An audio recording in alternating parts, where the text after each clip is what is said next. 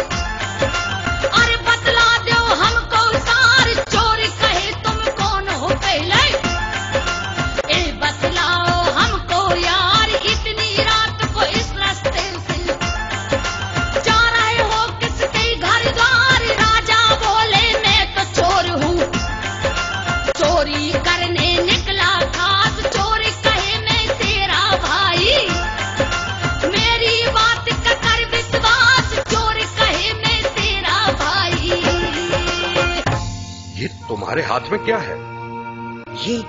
ये हीरे का कंगन है और सोने का जूता। ये तुमने कहां से चुराया? अरे भाई, आज तो चोरी करने की जरूरत ही नहीं पड़ी। वो कैसे? अपने महाराज की रानी साहिबा इसी रास्ते से बेसुध सी भागी चली जा रही थी। उन्हें ये खबर ही नहीं कि उनके हाथ का एक कंगन गिर गया और पांव का जूता छूट गया।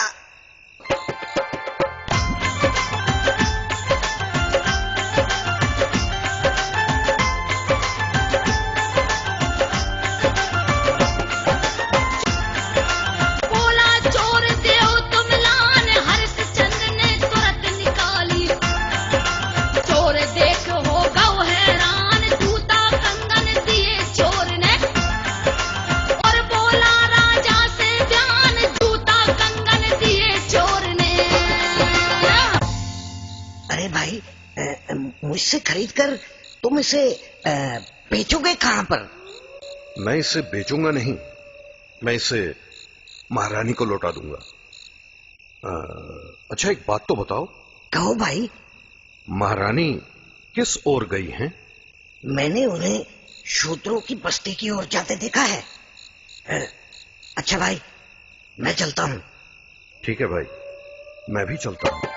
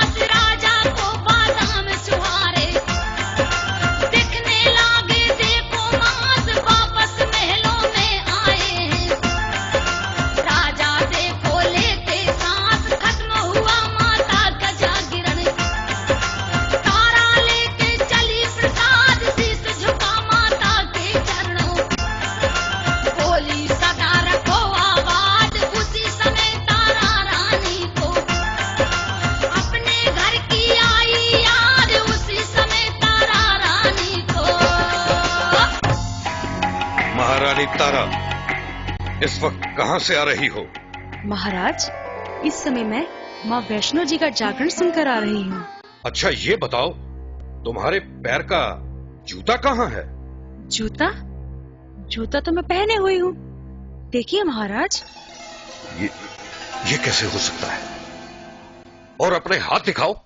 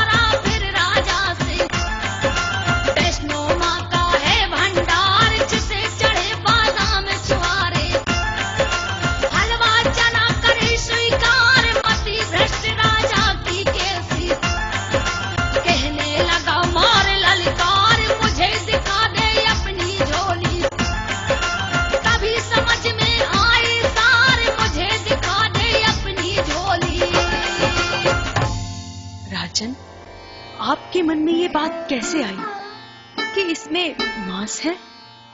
मैंने अपनी आंखों से देखा है रानी, तुम्हारी झोली में उस नीच रुक्मणी ने मांस के टुकड़े डाले थे। नहीं महाराज नहीं, ये आपकी गलत भावना है। वैष्णव भंडारे में मांस कदापि नहीं हो सकता। मेरी माता को बादाम, छुआरे और हलवा चने का भोग लगता है। ये देखिए महाराज, ये देखिए।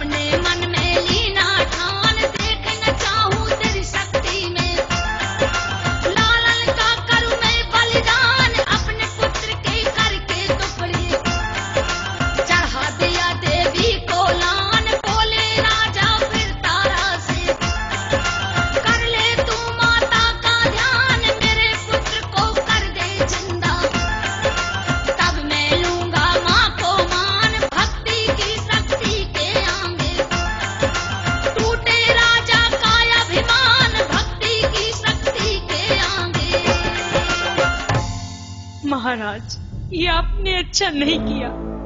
वैष्णव भंडारे में मांस चढ़ाकर माँ की परीक्षा लेना चाहते हो? तारा, मैं ये देखना चाहता हूँ कैसे मांस के टुकड़े, बादाम, छुआरे और हलवा बनते हैं।